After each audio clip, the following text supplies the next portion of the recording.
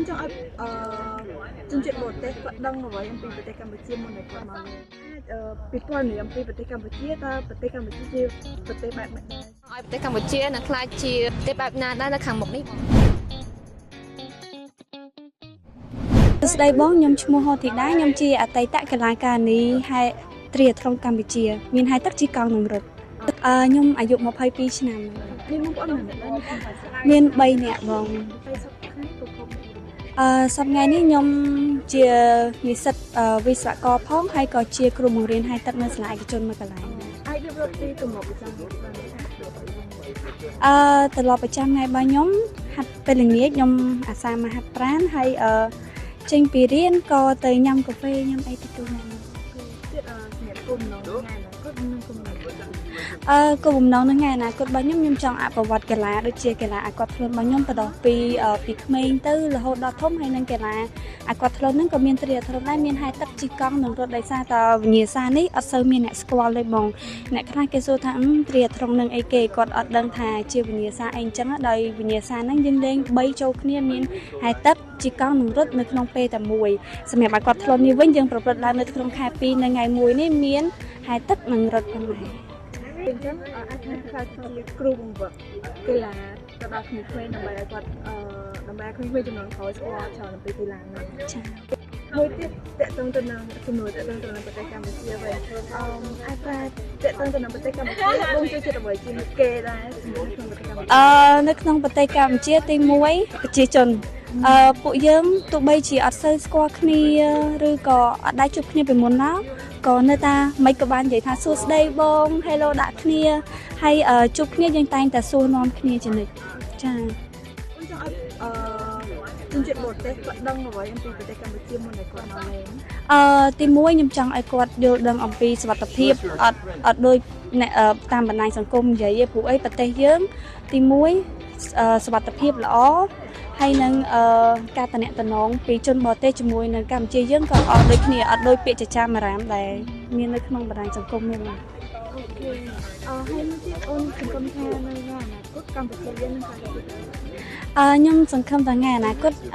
កម្ពុជាយើងអាចពិវត្តទៅជាហេដ្ឋារចនាសម្ព័ន្ធមានកីឡាមានតំណតំណងទេសចរឲ្យបានច្រើនជាងនេះទៅទៀតប្រទេសកម្ពុជាជាប្រទេសបែបម៉េចដែរអាចពិព័រណ៍នេះប្រទេសកម្ពុជារស់រាយសម្រាប់ប្រជាជនហើយអភិវឌ្ឍលឿននៅក្នុងទីក្រុងរបស់យើងហើយមួយទៀតហ្នឹងគឺរូបតប៉ុណ្ណឹងបងចាអរគុណបងសួស្តីបងខ្ញុំឈ្មោះអែមខ្ញុំមកពីខេត្តស្វាយរៀងហើយសប្តាហ៍ខ្ញុំរស់នៅភ្នំពេញ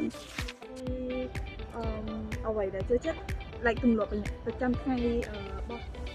គាត់តិចបានអូខេបងទម្លាប់ប្រចាំថ្ងៃរបស់ខ្ញុំក្រៅពីការសិក្សាខ្ញុំធ្វើការហើយដល់ពេលបន្ទាប់ពីពេលទំនេរឬមួយក៏អីខ្ញុំចូលចិត្តលេងកីឡាឥឡូវនេះកំពុងតែសិក្សានៅសាកលវិទ្យាល័យឬក៏កំពុងតែសិក្សាជំនាញនេះខ្ញុំរៀននៅ RUPP Department ប្រព័ន្ធផ្សព្វផ្សាយនិងសារគមនាគមន៍យើងហៅកាត់ថា DMC បងអាចថានៅថ្ងៃអនាគតតើគោលបំណងចង់ធ្វើជាអីទៀតនៅថ្ងៃអនាគតខ្ញុំមានក្តីស្រមៃមួយគឺ cameraman ដូចជា producer something like that បងជំនួយចុងក្រោយតើអាចពិព័រណ៍អំពីប្រទេសកម្ពុជាតើប្រទេសកម្ពុជាជាប្រទេសបែបម៉េចដែរគិតថាជាប្រទេសបែបម៉េចសម្រាប់ប្រទេសកម្ពុជាខ្ញុំមានមោទនភាពមែនតើដែលខ្ញុំបានកើតមកជាកូនខ្មែរ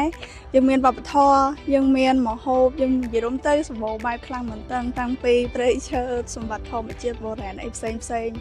ជាពិសេសគឺវប្បធម៌ស្រឡាញ់វប្បធម៌របស់ខ្មែរយើងបងអរគុណជម្រាបលាបងអរគុណខ្ញុំឈ្មោះកញ្ញាខ្ញុំមានអាយុ18ឆ្នាំអូនៅក្មេងហ៎បងរងថ្ងៃបងមានការងារអីគេដែរបងការងាររបស់ខ្ញុំគឺធ្វើការក្រុមហ៊ុនកាហ្វេយូវីដាផងហើយបងធ្វើការនៅនឹងយូរណាស់បងធ្វើការនៅយូវីដាខ្ញុំធ្វើការជាមួយក្រុមហ៊ុនអស់រយៈពេល3ឆ្នាំហើយអូបងជួយហៀវរកខ្លះពីសកម្មភាពរាល់ថ្ងៃប្រចាំថ្ងៃរបស់បងទីបានណាបងសកម្មភាពប្រចាំថ្ងៃពេលប្រឡងគឺធ្វើពីដេកថ្ងៃមួយទឹកបងដោយសារតែយើងត្រូវមកលឿនចា៎ចឹងហើយមួយទឹកហើយស្លៀកសម្លៀកបែបអីចឹងយើងទៅធ្វើដំណើរទៅក្រុមហ៊ុនចា៎ចឹងហើយ thằng ngớp mong mà nói chân mà về làm lá của nhung ngơ mau prang cả lạc thật bò chân bong cho thơ ca mong mà đại bóng cho thơ ca trên thơ ca mong mà đại bóng có chắp mau buôn là nghịch bò tay ở đây xa tay cả lạnh phụ nhóm miên cũng nhiều trăm được về bật chẳng hay đi phụ dương rồi tại màu lươn nó về toán phụ toàn vậy đó đại thôi bóng xoáy chừng kê sải chân nên này bóng sải chân chính kê bây giờ ai tha pe từ đấy bóng cho cái thôi ấy chừng kê bóng pe từ đấy cho chất ăn hơn riêng bò để xa tay riêng ấp chọc trong chọc cao mình sáng bò hay là pe đại miên pe từ đấy cho chất ăn thật hơi nó riêng khi sang lên tập này thằng một tớ bóng miếng cái máy mình tay bóng cái đây là máy nó ngày nào cốt nó pe đại chặt tới cả vây đến kêu thì nó cả trong miền hàng bắc luôn ai chả